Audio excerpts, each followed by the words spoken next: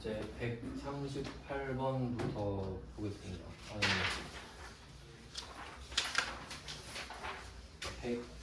124번이죠. 124번부터 보겠습니다. 124랑 125는 세트예요. 124는 수익적 지출을 자본적 지출로 잘못한 거고, 125번은 자본적 지출을 수익적 지출로 잘못한 겁니다. 그러니까 결과는 반대겠죠. 근데 한 개를 제대로 알아야 나머지가 반대라는 게 의미가 있죠. 둘 다 애매하게 하면 반대가 의미가 없어요. 자, 이걸 한번 해보겠습니다. 요거는 분계 문제에서도 좀 자주 나오는 문제죠. 자본적 지출과 수익적 지출. 절대 이런 거는 눈으로 풀지 마시고 적어서 푸시기 바랍니다. 한번 해볼까요? 수익적 지출을 자본적 지출로 잘못한 거거든요. 수익적 지출을 해야 하는데 이걸 자본적 지출로 했다. 뭐 결과는 이렇네요. 지금 124번은 이 상황입니다. 그럼 이걸 해야 되는데 이걸 했다거든요. 그럼 일단은 공통점이 있는데 돈을 쓴 양은 똑같아요. 맞죠? 10만 원을 썼다고 하면 10만 원이 나간 거는 팩트인데 그걸 수익적 지출로 했냐 자본적 지출로 했냐 이거죠. 그러니까 나간 돈은 똑같다. 자산의 값은 똑같아요. 그럼 수익적 지출을 하면 비용이죠. 네, 자본적 지출은 자산이잖아요. 이거 아시죠?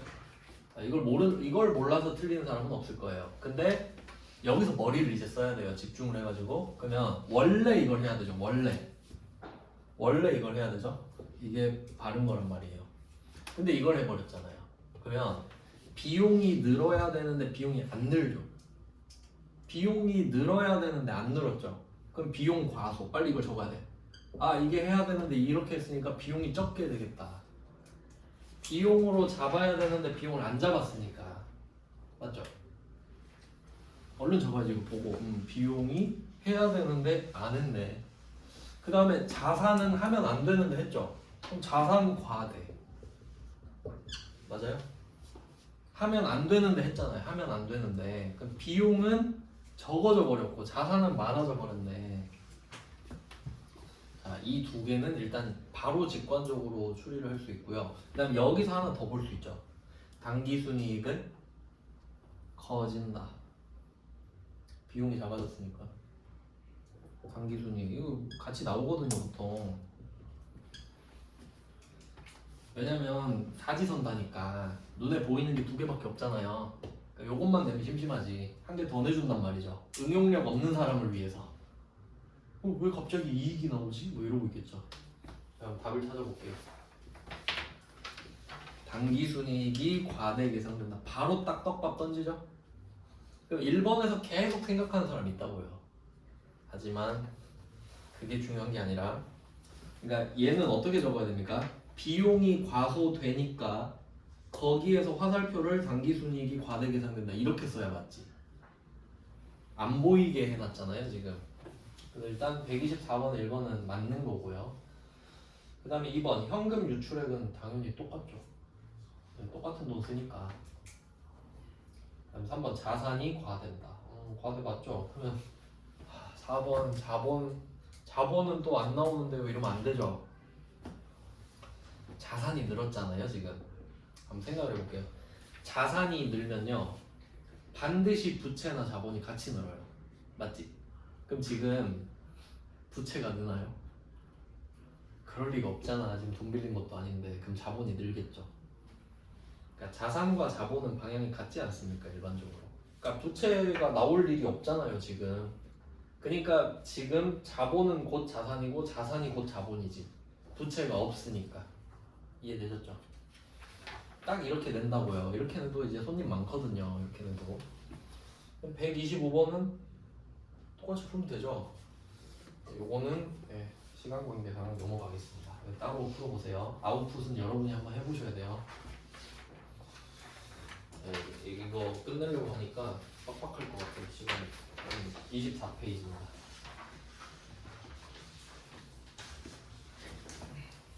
자, 24페이지이고요. 지금 수익을 하고 있다는 느낌이 좀 들죠? 수익, 비용 막 이런 게 나오잖아요. 지금 126번이랑 127번 이것도 또 비슷하게 생겼죠? 서로 베낀 것 같은데. 자, 그럼 키워드를 찾아볼게요. 126번은 당기순이익, 127번도 당기순이익. 맞죠? 둘이 똑같죠? 자, 근데 이것까지는 괜찮은데 누락사항을 반영할 경우라고 했잖아요. 그러니까 지금 박스 안에 있는 걸 빼먹은 거거든요. 빼먹었어. 그럼 이거 빼먹은 걸 지금 다시 집어넣어라 이거거든요. 그러니까 제대로 하면 어떻게 되게 이거거든요. 그러면 당기순이익의 개념을 생각해봐요. 당기순이익은 아까 제가 손익계산서 쭉 적고 맨 밑에죠. 맨 밑에. 그럼 맨 밑인데 거기에다가 뭘 집어넣어라. 그럼 무조건 영향을 다 받지 얘는. 맨 밑에 있으니까. 한번 볼게요. 자, 당기, 발생, 외상, 매출. 이거 붕괴할 줄 아냐 물어보는데 혹시 붕괴가 떠오르나요? 외상 매출했대. 대변에 제품 매출 10만원, 차변에 외상 매출금 10만원이 딱 머릿속에 보이나요? 안 보여요? 그럼 제품 매출이 뭐예요? 수익 아니에요? 그러니까 이것만 있다고 해서 제품 매출이 없는 게 아니죠. 제품 매출을 해야 외상 매출이 성립되죠. 그러니까 지금 수익 10만원을 빼먹었는데 집어넣어라 이거 아니에요? 그럼 일단 이거 가지고 당기순이익 10만원이 늘어나죠. 좀 어려운 문제예요. 그러면 일단 플러스 10만원 적립했죠. 플러스 10만원 적립. 이걸 누락했는데 했으니까. 그 다음에 부가가치세 납부해볼게요. 일기 확정 부가가치세. 한번 생각해보면 이걸 6월 30일에 정리를 한번 할 거예요. 일기 확정이니까. 그러면 부가세 예수금, 부가세 대급금, 어쩌고 저쩌고 막 그 미지급 세금 이렇게 하는 거 아시죠? 그럼 부채 늘리죠.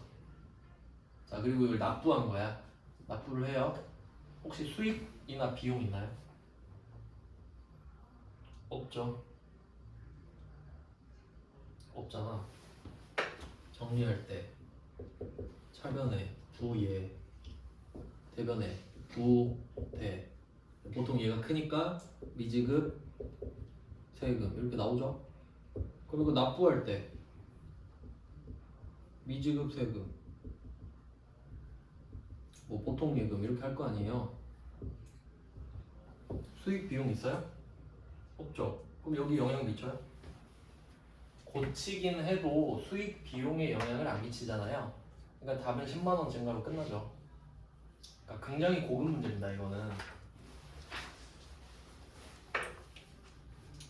그러니까 분계를 떠올려서 생각을 해야 되기 때문이죠. 그러면 127번도 한번 볼까요? 뭐 이런 건 포기하셔도 되긴 돼요. 네, 할 수 있겠다 싶으면 하시라고. 두 문제씩은 넣는 거예요. 패턴 찾으라고. 자, 127번 똑같죠? 누락된 것을 반영하면 어떻게 되겠니? 자, 첫 번째 미지급 자동차 보험료. 단기 발생 미지급 자동차 보험료. 솔직히 이거는 최근에 본 게 아닌 기억 안 나는 게 정상이고요. 일단 발생한 후불입니다. 이거 성급으로 해야 겠구나. 자동차 보험료니까. 죄송해요. 자동차 보험료는 성격 자체가 성급이죠. 선불이잖아요, 선불. 자동차 보험료 사고 나서 그때 드릴게요 이럴 순 없잖아요. 그러니까 얘는 선불이구나. 맞죠? 자동차 보험료. 그리고 비용이죠. 이것까지는 찾아야 되는데 비용인데 선불이다. 자, 근데 단기 발생이라 그랬죠. 미지급 자동차 보험료. 이거는 포기하시는 게 맞긴 맞겠다. 뭔 내용이냐면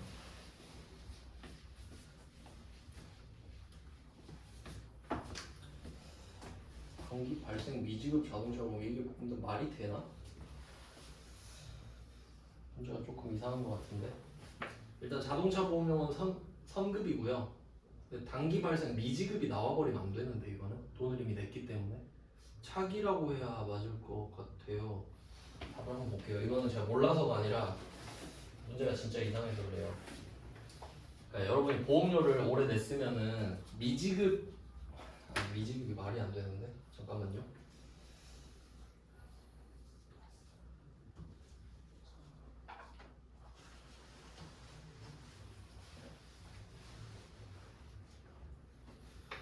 일단 답은 2번으로 돼 있어요. 2번은 2번에 7,000원 감소가 일단 답이고요. 일단 한번 읽어드릴게요. 해설.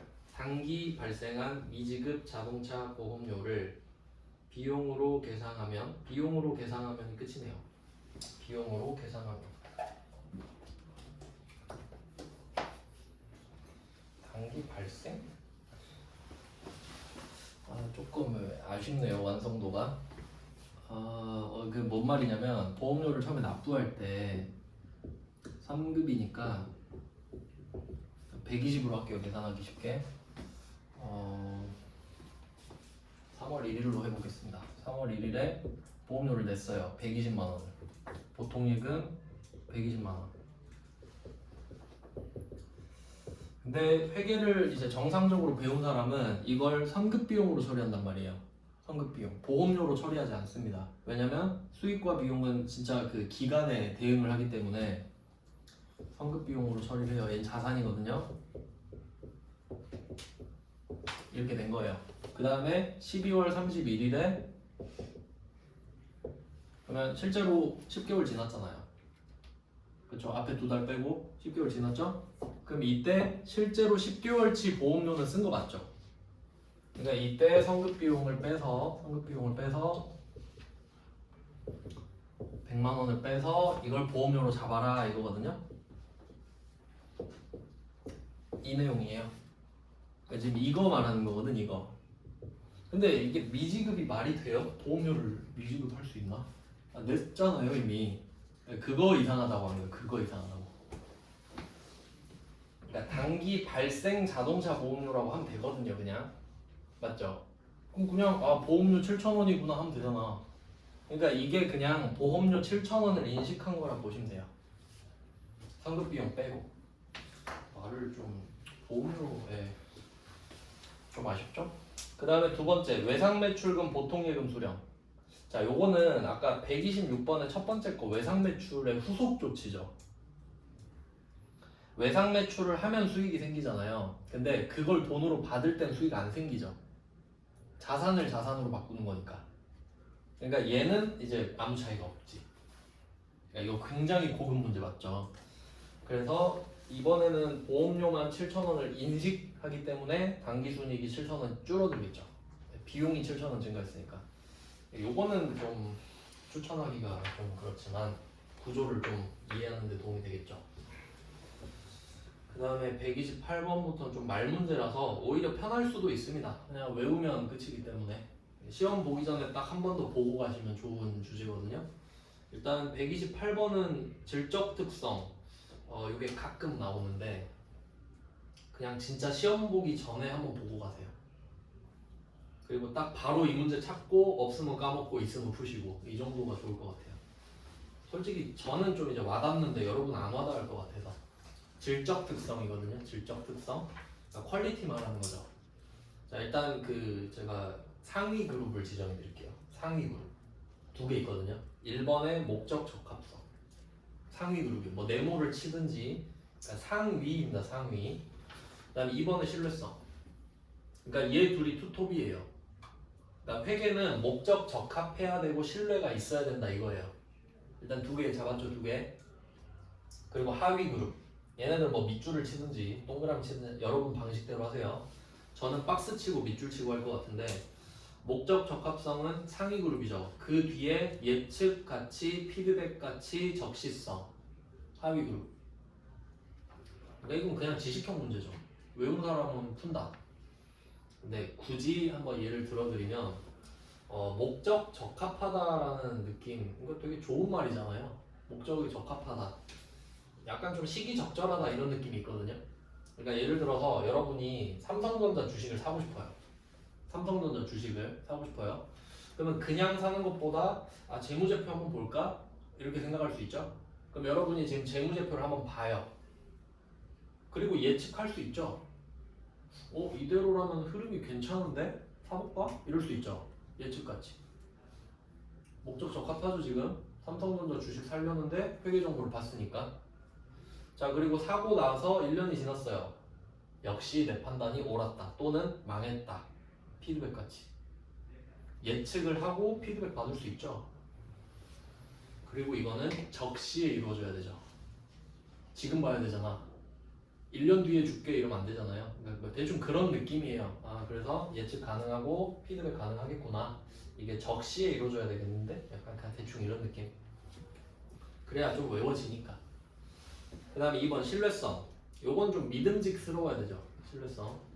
자, 표현의 충실성. 요거는 무슨 말이냐면 내가 100만 원어치 팔았잖아요. 그럼 100만 원 팔았다고 쓰는 거예요. 표현의 충실성. 당연하죠. 그래야 믿죠. 그 다음에 2번 검증 가능성. 요거는 지나가는 사람 10명을 딱 붙잡아요. 지나가는 사람 10명을 딱 붙잡고 다 물어봐. 삼성전자가 10년 안에 망할 것 같아요? 하면 누가 네 이럴까요? 아무도 네라고 안 하겠죠. 그게 검증이에요. 검증된 거예요.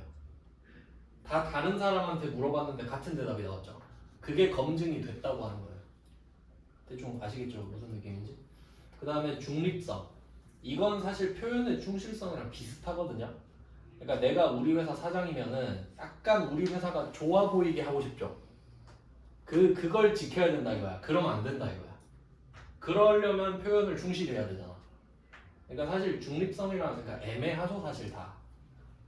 근데 여러분은 이 문제 나오면은 이것만 맞히면 돼요. 3개씩 있잖아요. 걔네들끼리 섞었을 때는 알아봐야지. 그 정도는 돼야지 솔직히 맞죠. 그러니까 다 외우라고는 못하는데 섞어놓으면 찾을 수 있어야 돼요. 그 정도는 하자. 그래서 1번, 2번은 맞는 말이니까 넣어놨고요. 그 다음에 3번 예측가치. 이거는 국어 문제예요. 자, 예측가치는 미리 그 추정하는 거죠.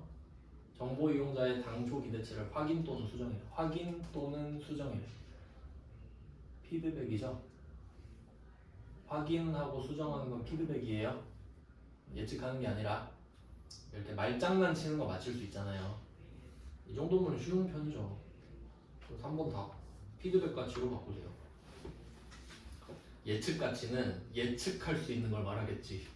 근데 그걸 내면 다 맞히잖아요. 그러니까 피드백 내놓고 뭐 확인, 수정 이렇게 내는 게 더 낫잖아요. 낼 게 딱 뻔하지. 그 다음에 4번 중립성은 편의라고 돼 있는데 이게 뭐 편의점 할 때 편의가 아니라 한쪽으로 의견이 치우치는 걸 말해요. 그 편파적이다 이런 말 할 때 있잖아요. 그러니까 의견이 편파적이면 안 돼. 당연한 말을 하고 있죠. 안 그러면 분식회계 되니까. 네, 뭐 이 정도 맞힐 수 있어야 되고요. 129번 회계 변경. 요건 문제가 좀 많아요. 보시면 129번부터 회계 변경, 30번, 130번 회계 변경, 131번 회계 변경 많죠? 네, 요것도 이제 좀 주워 먹을 수 있는데 회계 변경 뭐 바꾼대요. 회계 변경 이것도 그냥 외워놓으시면 좀 쉽게 풀 수 있어요. 방금 거보단 가성비가 좋아요. 자, 회계 변경은 그 정책 변경이랑 정책이랑 추정 이렇게 볼 수 있거든요. 정책을 변경한다. 추정을 변경한다. 이게 회계 변경이에요. 정책을 변경할래? 추정을 변경할래? 그럼 그냥 느낌으로 보세요. 뭐가 더 무거운지. 그러니까 뭐가 더 무거운지라고 했을 때 정책이 더 무겁지 않습니까? 우리 정책적으로 변경합시다. 요거랑 그냥 추정을 바꿔봅시다. 이거랑 좀 느낌 다르죠? 그러니까 그냥 무겁다 가볍다 이렇게 갈게요. 자, 그럼 무거우면 조금 더 진중하게 접근을 해야겠죠. 그래서 이 정책을 변경할 때는 방법이 소급법입니다. 소급법. 법에서 되게 많이 나오는 말인데 소급한다. 그러니까 요거는 그 이런 거 공부하실 때는 좀 사전 제가 모르는 건 다 검색을 하는데 이런 거 사전적 정의 적어봤자 와닿지 않거든요. 적을 때 예시 적는 게 훨씬 좋아요. 소급법은 뭐냐면 옛날부터 그랬던 것처럼 다 바꿔요. 그러니까 무슨 말이냐면 법을 올해 바꿨다고 할게요. A라는 법을 2023년에 바꿨다고 할게요. 그럼 23년부터 진행이 돼야 되잖아요. 근데 이거 소급합시다. 2020년부터 소급합시다. 그러면 이 법이 2020년에 생긴 것처럼 다 바꿔. 20년 바꾸고 21년 바꾸고 22년 바꾸고 다 바꿔. 중요하니까. 중요하니까 처음부터 했던 것처럼 바꾸죠. 중요한 걸 바꾸니까. 아시겠죠? 그러니까 뭐 그런 거 옛날에 간통죄 폐지될 때도 언제부터 소급을 하니 뭐 말 많았어요. 누구는 간통죄 안 되고 누구는 되고 막 그랬거든요. 소급은 그런 거예요. 처음부터 그랬던 것처럼 가정. 그러면 정상은 뭐예요? 오늘 법 바꿨으면 오늘부터지. 그게 전진법이에요. 오늘부터 전진하자고. 안 어렵죠? 추정은 전진법.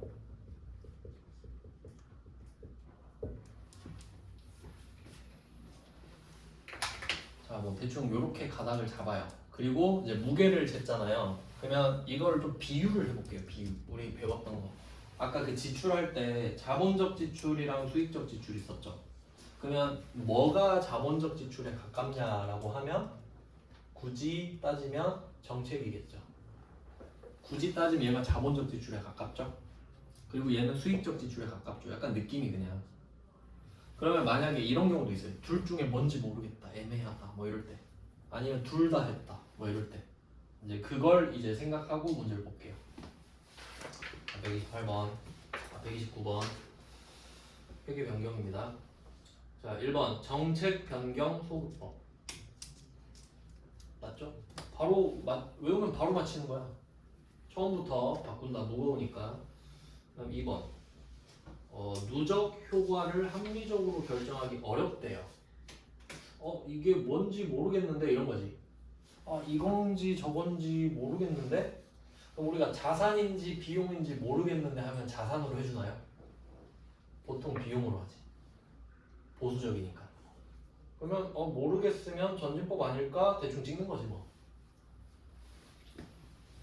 네, 어려우면 전진법을 적용하자.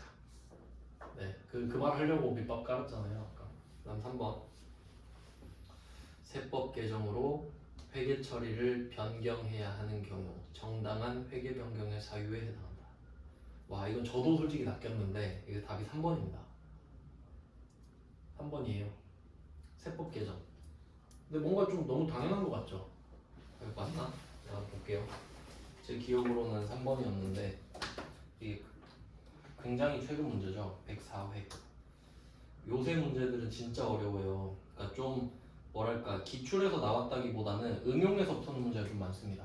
그러니까 사실 반을 찍어서 맞히는 건데 3번이 맞아요. 그러니까 틀렸어요. 이게 세법 개정이잖아요. 그러니까 세법이 바뀌어가지고 회계 처리를 변경해야 된대요. 그럼 어쩔 수 없잖아요. 그래도 너는 정당하게 한 게 아니야 라고 한답니다. 회계 기준에 그냥 써있어요. 너는 회계만 봐라. 왜 갑자기 세법 이야기해? 약간 이런 느낌. 그러니까 이거는 진짜 많이 낚일 것 같아요. 그냥 외워두시는 게 좋지 않을까? 그냥 얘는 문장을 통으로 뭐 형광펜 색칠해갖고 그냥 시험 보기 전에 한 번 더 보고 세법 개정은 아니라 했지 하고 그냥 그 정도만. 그 다음에 4번. 회계 추정은 전진적. 맞죠? 그리고 이거는 뭐 나올 수 있냐면 그럼 회계 추정을 바꿨어요. 오늘 바꿨다 할게요. 3월 2일. 그럼 3월 2일부터 되냐? 그것도 아니거든요. 2월 1일부터 돼요. 그러니까 그거 정도도 또 나올 수 있다. 그러니까 전진법은 딱 오늘부터냐? 그 정도는 아니지. 그래도 1월 1일부터 가야지. 이 정도까지 나와요. 살짝 소급이에요. 살짝 소급. 네, 뭐 그 정도가 나왔던 것 같은데. 근데 이거 129번도 솔직히 잘 찍으면 맞힐 수 있죠. 왜냐면 1, 2, 4번 대충 해갖고 3번 다 하면 되잖아요. 내 생각인가? 하여튼 뭐 좀 요새는 이런 문제가 나온다. 그 다음에 130번 최근에 좀 많이 나왔네요. 100회도 있고. 1번 회계 정책 매기 동일한 회계 정책 또는 회계 추정을 사용하면 비교 가능성이 증대된다. 일단 이런 건 제껴요. 뭔 말인지 모르겠다. 넘어가고 2번 회계 정책의 변경과 회계 추정의 변경을 구분하기가 불가능하다. 그럼 가벼운 걸로 봐야죠. 자산인지 비용인지 모르겠어요. 비용으로 해 이런 느낌이죠. 이거 맞잖아요. 아까도 나왔죠. 그러니까 이게 그 130번의 2번이랑 129번의 2번이랑 좀 비슷하지 않나요? 좀 비슷하잖아 느낌이. 정책인지 추정인지 모르겠으면 추정하라고. 그 다음에 130번에 3번 회계 정책 변경을 소급하여 적용하는 경우는 이걸로 착각했나? 그 변경의 효과를 당해 회계연도 개시일부터 적용한다. 그러니까 이게 당연한 말 같은데 이 문제가 나온 적이 있어요. 개시일이 아니라 종료일로 한 적이 있는 것 같거든요. 그러니까 회계연도 개시일이 아니라 그러니까 회계연도 개시일은 보통 1월 1일이잖아요. 근데 막 뜬금없이 12월 31일부터 한다. 그럼 당연히 말 안 되지 그건. 그런 건 찍어서도 맞춰야 됩니다. 뭐 요 정도는 맞다고 보시면 되겠고, 그러니까 연단위라 보시면 되잖아요. 연단위. 그다음에 130번에 4번. 회계 추정의 변경은 기업 환경의 변화, 새로운 정보 획득 또는 경험의 축적에 따라 지금까지 사용해오던 회계적 추정치와 근거 방법. 이거 찍어야겠는데. 요새 문제가 이렇다니까요. 진짜 104회랑 100회 보세요. 저 같으면 저는 찍어야겠네요. 이상한 걸 하나씩 내네. 그럼 일단 답은 3번입니다. 3번. 옳지 않은 것은 돼 있는데 이게 맞다. 이게 소급법이 아니라 전진법으로 바꾸셔야 돼요. 전진법으로 바꾸는 경우라고 돼 있어요. 답이 3번. 회계 정책 변경을 전진적으로 처리하는 경우는 당해 회계연도 개시일부터 적용한다고 돼 있는데 와 상당히 지역적으로 내네요.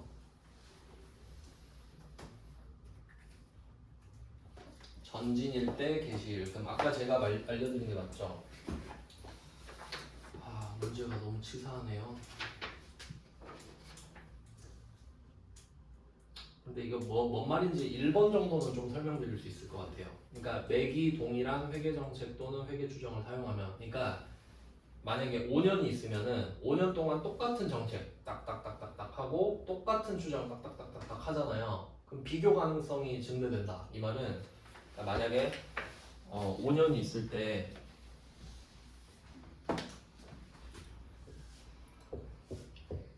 그러니까 이렇게 A 이렇게 하면은 서로 비교하기 좋잖아요. 근데 만약에 내가 A 하다 갑자기 B로 바꿨어요. 전진해가지고. 그럼 얘 둘이 비교 가능성이 어때요? 좀 떨어지잖아. 한 개 쓰는 것보다. 그러니까 대충 그런 느낌이죠. 그러니까 맥이 동일한 거 쓰면 훨씬 낫다 이 말이죠. 네, 뭐 그런 내용이에요. 근데 4번은 모르겠습니다. 4번은 그냥 네. 그다음 131번. 요것도 찍어야 되는데 2번 볼게요. 131번 2번. 회계 정책의 변경과 회계 추정의 변경이 동시에 이루어집니다. 그러니까 요거는 둘 중에 뭔지 모르겠다가 아니에요. 확실히 둘 다 했다는 뜻이에요. 확실히 둘 다 했어. 그러면 소급을 먼저 해야 되지 않겠어요? 왜냐면 전진해놓고 그럼 소급하고 또 해야 되는데 소급을 해놓고 전진을 하는 게 맞죠. 전진해놓고 소급하면 일 두 번 하는 거잖아요. 전진한 것도 또 소급해야 될 텐데. 네, 뭐 그 정도는 맞춰주시고 131번에 2번은 맞아요. 정책의 변경에 의한 누적 효과를 먼저 적용한다. 맞고 그 다음에 3번 회계 정책의 변경과 회계 추정의 변경을 구분하기가 불가능. 자, 요거는 추정. 그러니까 뭐 1번 몰라도 맞히네요. 네, 뭐 이 정도로 보셔야 돼요. 그러니까 이 131번의 1번 같은 경우는 상당히 지역적인 거고 전 포기했거든요. 전 도저히 못 외우고 있어서 다른 거 보면 된다 이거죠. 그 다음에 이때 4번도 한번 쓱 봐주는 거죠. 이익 조정을 주된 목적으로 한 회계 변경은 정당한 게 아니다. 그럼 하나 추가해. 세법 개정 아니었는데 이익 조정도 아니구나. 그러니까 회계는 세금 적게 내고 뭐 이익을 더 내고 그러려고 바꾸는 게 아니구나. 충실하게 보여주는 게 목적이구나. 이 정도로 좀 보시면 되겠고 132번. 네, 1번 추정은 소급. 바로 나오네요. 이런 것 때문에 하는 거지. 하나 주워 먹을까봐. 네, 그래서 1번에서 바로 답 나오고 뭐 나머지는 그냥 읽어보시면 됩니다. 다 맞는 말일 테니까. 그 다음에 25. 25페이지 마지막 페이지예요. 또 나오네. 진짜 많이 냈네요. 133번도 보시면은 이번 회계 추정의 변경 요구는 변경 전에 사용하였던 손익계산 항목과 동일한 항목으로 처리한다. 아 진짜 문제 어렵게 내네. 그 다음 2번 감가상각 방법 변경은 회계 추정. 이것도 어렵고. 3번 회계 추정의 변경은 전진적으로 처리하여 그 효과를 단기와 단기 유의 기간에 활용한다. 맞죠? 1월 1일 뭐 했던 거 나왔고. 그 다음에 4번은 회계 변경이 정책인지 추정인지 모르겠다. 정책 변경으로 본다. 와 다행이다. 4번이 답이네. 희망을 놓지 않는 겁니다.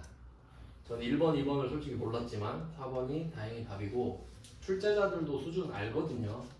그러니까 뭐 너무 포기하지 말고 끝까지 읽어보기. 그 다음에 134번. 아 요건 솔직히 진짜 포기해야 됩니다. 이 문제를 넣은 이유는 포기하시라고 넣은 거예요. 저는 모르거든요. 이건 그냥 외우면 되는 문제인데 답만 불러드릴게요. 야, 이런 문제가 있었다. 저는 아무리 봐도 의욕도 없고 이건 안 외워지고. 일단 답이 1번입니다. 134번은 답이 1번이에요. 회계 정책 변경이래요. 1번은 회계 정책 변경이래요. 근데 저는 안 외울 거예요. 그냥 뭐 그런가 보구나 정도. 그 다음에 135번? 135번은 답이 2번이네요. 2번. 재고자산 단가 결정 방법의 변경은 정책 변경이래요. 그렇답니다. 네, 됐고 이제 136번 가겠습니다. 회계 변경과 오류 수정까지 같이 왔는데 밑에 이제 오류 수정이 남아 있거든요. 136번 1번 변경된 새로운 회계 정책은 소급 맞고. 그다음 2번 회계 추정은 전진법 맞죠? 단기와 단기 이후 시작은 단기 그 시작일이었고. 그다음에 3번 전기 이전 기간 이거는 이제 오류 수정입니다. 1번 2번은 회계 변경이었잖아요. 4번도 모르는데 4번 그럼 4번을 먼저 보죠. 4번에 회계 정책 변경 효과 추정 변경 효과 구분 불가능 추정. 그럼 답 3번이네요. 뭐 아는 것만 풀어도 답 나오죠. 1번, 2번, 4번이 변경이니까 회계 변경이니까 봤는데 다 맞네? 그럼 3번이 답이죠. 네, 요거는 그 어떻게 표시하시면 되냐면 136번은 중대한 오류 표시할게요. 중요하다는 뜻이죠. 그럼 중대하지 않은 것도 나오겠네. 요거는 그 영업의 손익이 아니라 자본입니다. 자본 정도로 할게요. 네, 일단 자본 킵 해놓고 문제 이따 풀려고 했거든요. 얼른 빨리 볼게요. 그다음 137번 1번 정책 변경 소급 맞고. 2번 추정 변경 이러면 전진법 떠올라야 되죠. 근데 밀고 나갈 건데 언제부터? 1월 1일부터 종료일 보고 바로 딱 찍으면 되죠. 누가 12월 31일부터 합니까? 네, 그 다음에 뭐 3번 중대한 오류 또 나오네요. 중대한 오류 나왔죠. 그럼 아까 자본이라고만 말씀드렸잖아요. 그럼 여기도 자본이 있네? 그럼 느낌이 중대하면 재무상태표인가? 자산부채 자본이니까 그 정도로 정리하면 좋겠네요. 중대한 오류 수정은 재무상태표를 바꿔버리는구나. 그럼 혹시 중대하지 않으면 손익계산서? 여기까지 유추가 가능하겠죠. 그밖에 없으니까. 실제로 그래요. 네, 뭐 그다음 137번에 4번 답이 일단 나왔죠. 4번도 맞는 말인데 비교 재무제표를 작성하는 경우 중대한 오류의 영향을 이런 건 안 중요한 거죠. 그냥 읽어보고 외울 필요 없습니다. 이런 거는 몰라도 답 찾을 수 있으니까. 이건 이제 오류 얼른 한번 해볼게요. 그 다음 138번에 회계적 오류 중 자동적으로 오류가 상쇄된다. 좀 난이도 높은 문제인데. 그 다음 139번이랑 세트로 좀 보겠습니다. 그러니까 이게 좀 어려운 주제긴 한데 상식적으로 풀면 그냥 마치거든요. 솔직히 한번 해볼게요. 그러니까 이게 오류라는 말이 있잖아요. 잘못된 거. 그럼 이거를 수정해줘야 되죠. 그러니까 오류는 수정해줘야 맞죠.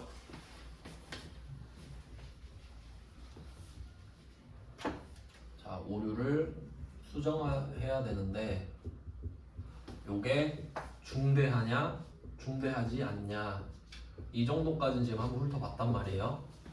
수정을 할 건데 중대하면 재무상태표,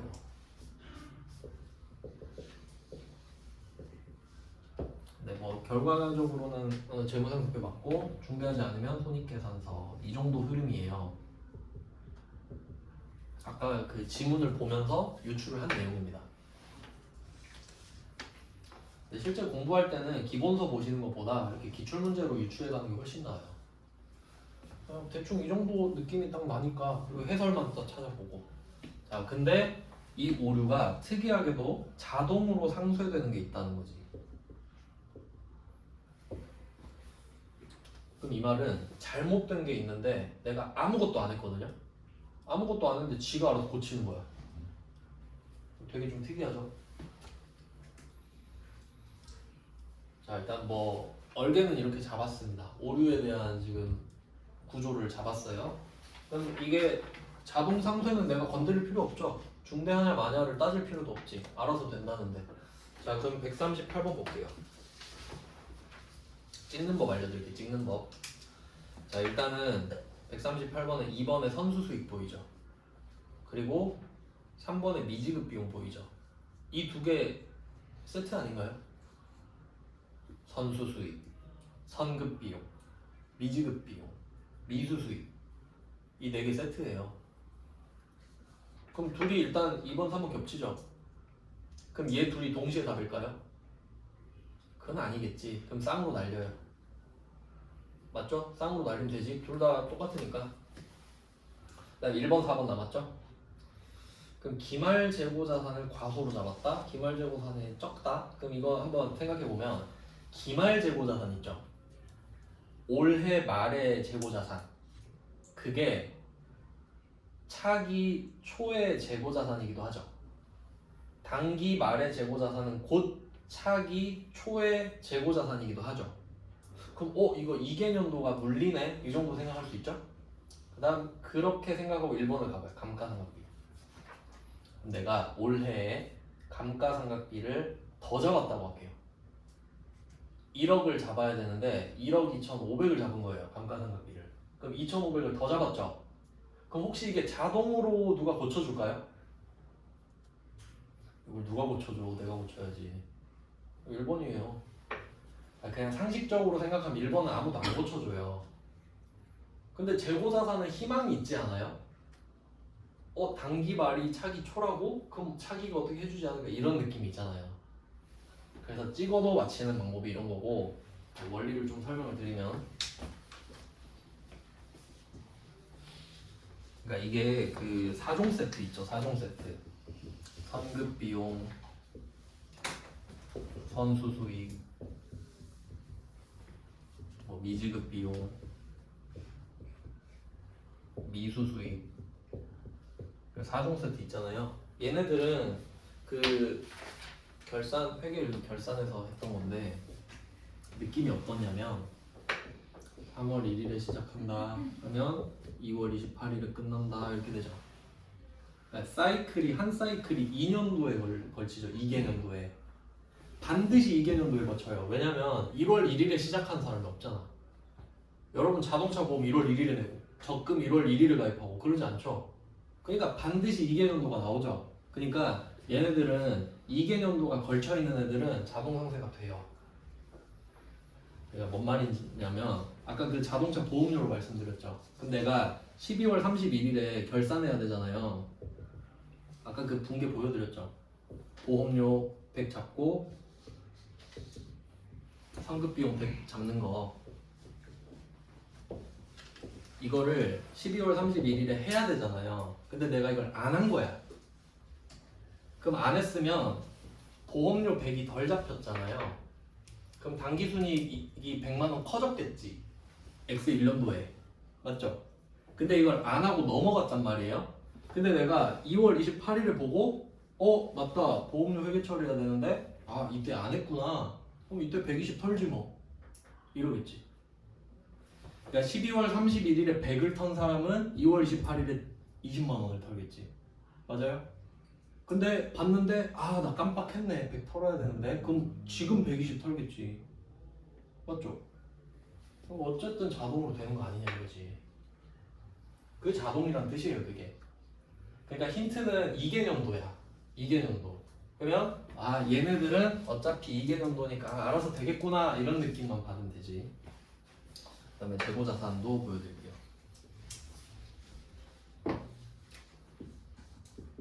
재고자산은 2개 역시 그려야 되는데 상품이라고 할게요. 상품 전기 전기 단기 해도 되고 단기 차기 해도 돼요. 이렇게 해볼게요. 전기 단기 기초 매입 매출 원가 기말. 이 포맷은 정해졌죠. 근데 기말 재고자산을 과소했대잖아요. 과소했대잖아요. 실제보다 작게. 그럼 이때 매출 원가가 커집니다. 이 둘의 합계는 정해져 있습니다. 맞죠? 근데 내가 얘만 줄였다고 전체가 줄어들진 않아요. 그럼 얘가 커지지. 파이 크기는 정해졌는데 얘가 작아지면 다른 애가 커지지. 여기까지 됐죠? 자, 근데 이게 안 고쳤어요. 기말이 과소인데 그러면 기초가 과소로 이어지죠. 이게 이거니까. 오늘 밤 12시가 내일 시작이니까. 매입, 매출 원가, 기말 얘가 또 있어요. 근데 아무것도 안 했거든요. 아무것도 안 했는데 자, 또 생각을 해보세요. 우리가 이때 기말 재고를 잘못 센 거죠. 그래서 과소가 돼서 내년 것도 과소가 됐잖아요. 근데 일단 전제는 단기 이게 전기 거잖아요. 단기 기말도 그 실수하면 안 돼. 요건 제대로 했다는 전제 하에. 그럼 여기선 맞춰야 된다는 소리예요. 제대로. 2번 실수하면 안 되잖아요. 그러니까 얘는 실수했는데 얘는 제대로 했다는 전제 하에. 자 그러면 여기서는 이 두 개가 안 움직이는 거야. 얘 두 개가 이제 합친 건데 이 기초가 작아졌잖아요. 그럼 매입은 살 때 알죠? 내가 100개 샀는데 80개 샀다 그러진 않지. 100개 샀으면 100개죠. 그럼 얘는 못 건드려. 맞죠? 그러면 이제 기말이냐 매출원가냐인데 기말도 내가 가서 셀 거잖아요. 그럼 100개 있으면 100개 있다 그러겠지. 그럼 이제 바뀌는 게 뭐 있어요? 매출원가밖에 없지. 그럼 얘가 다시 줄어들거든요. 그럼 이 말은 내가 전기에 기말 재고를 과소로 잡았죠. 그러면 본의 아니게 매출원가가 커져 버리거든요. 비용이 커져. 그럼 이익이 작아지죠. 비용이 커졌으니까. 그럼 이익이 작아졌단 말이에요. 근데 이걸 가만히 냅뒀거든요. 안 고치고. 근데 얘가 저절로 넘어가더니 기초가 작죠.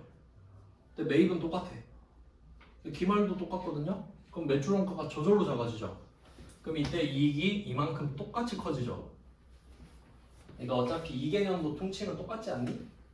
자동으로 상쇄된 거 아니야? 이런 느낌이지. 그러니까 느낌이 전반적으로 비슷하죠. 그러니까 2개년도에 걸쳐져 있는 애들은 좀 알아서 되는구나 이렇게 보면 되지. 그냥 흐름을. 그리고 사실 그렇게 안 해도 감가상각비는 누가 고칠 거야? 안 고치겠죠 아무도. 내가 오늘 잘못했으면은 내가 알아서 없애야 되는 거 아니에요? 그러니까 얘는 자동 상쇄가 절대 안 되지. 그런 내용이고, 139번은 또 한번 해볼까요? 139번 오류 수정으로 볼 수 없는 거. 이거는 자동 오류 수정이 아니에요. 오류 수정이 아닌 거예요. 그러면 이때 전기 미수 수익의 과다 계상은 자동 상쇄가 되는 거죠. 지가 하네? 그럼 얘는 오류 수정이 맞긴 맞죠. 내가 하는 건 아니지만 지가 알아서 되니까.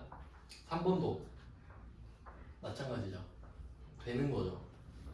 그럼 4번의 전기 상품 매출도라면 어떨까요? 똑같아 봐야지.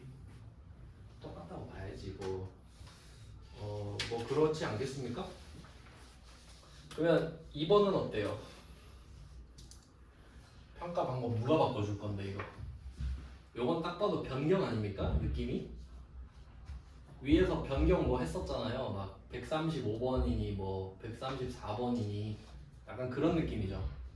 그러니까 출제자는 변경이랑 오류 수정을 헷갈릴 거라 생각했나 보지. 그러니까 그거 파악이 되냐 물어본 거고, 그 다음에 그 138번에 1번 있잖아요. 감가상각비. 지금 이것 때문에 제가 하나 더 드렸죠. 원 알아서 풀어보세요. 그 일반전표에 답이 있으니까 그 말씀만 드리고 끝낼게요. 그 페이지 하나 드렸잖아요. 거기에서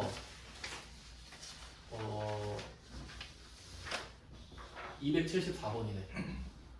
274번.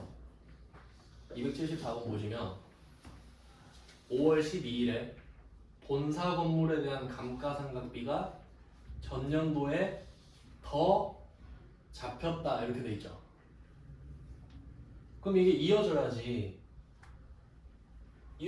그럼 한번 생각해 보세요. 만약에 이 감가상각비를 내가 과대 계산했잖아요. 이게 자동으로 되는 거면 굳이 안 했겠죠.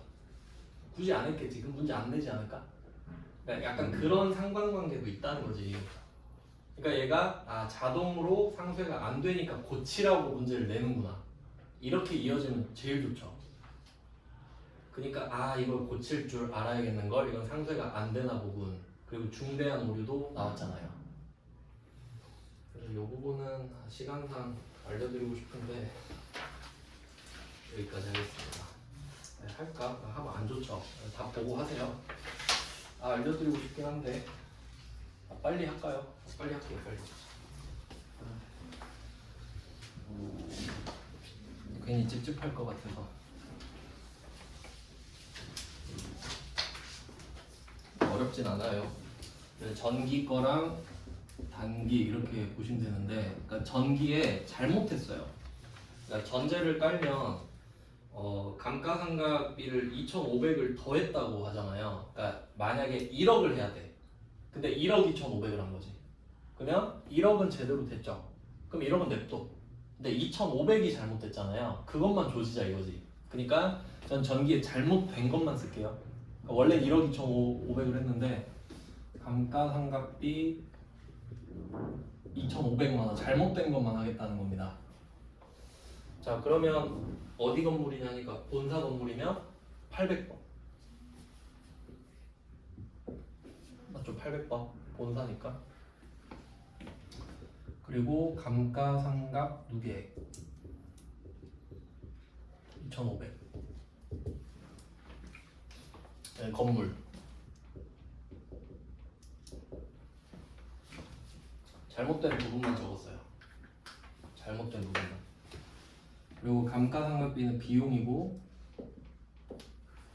감가상각 누계는 자산의 감소거든요. 여기까지는 다 아실 텐데 아까 말씀드렸죠. 중대하면 재무상태표를 건드린다. 중대하지 않으면 손익계산서를 건드린다. 일단 그랬는데, 자 그러면 비용이랑 자산이 이게 단기로 넘어왔을 때 어떻게 될지 생각해 볼게요. 일단 자산부채 자본은 그대로 넘어옵니다. 자산부채 자본은 그대로 넘어와요. 누적되니까. 그러니까 작년에 내가 자산을 2,500을 까놨잖아요. 근데 이 상태로 그대로 넘어온다고. 그러니까 마이너스 2,500인 상태로 넘어와 그냥. 그럼 그냥 2,500 플러스하면 끝나죠. 그대로 넘어오니까. 근데 수익과 비용은 어때요? 얘는 수익이랑 비용을 퉁쳐서 이익으로 만들어서 얘를 자본에 쏴버리고 수익과 비용은 0이 되죠. 초기화가 되잖아 1년마다. 그러니까 작년에 이 비용을 손익계산서에서 찾으려니까 없어. 작년 거잖아요. 그럼 얘는 지금 뭐가 돼 있겠어요? 자본이 돼 있지. 수익에서 비용을 빼가지고 이익을 만들어서 걔를 자본에 집어넣고 끝났잖아요. 그러니까 얘는 비용이죠. 그러면 얘는 자본을 2,500 깎아먹고 끝냈을 거야 지금. 그러니까 얘 때문에 지금 자본이 2,500이 적어요. 맞아요? 그걸 아냐고 물어보는 거예요 지금. 아시겠죠? 그러면 자 이거 잘못된 거 이거 고쳐라 하면 감가상각 누계액은 그냥 플러스 하면 되죠. 그러니까 자산부채 자본은 쉽다 이거야. 그냥 플러스 하면 되니까. 그래서 그냥 감가상각 누계액은 똑같이 올립니다. 진짜 아무것도 아닌 것처럼 그냥 올려. 그럼 없었던 거 되잖아. 맞네 이러고 그냥 없애요.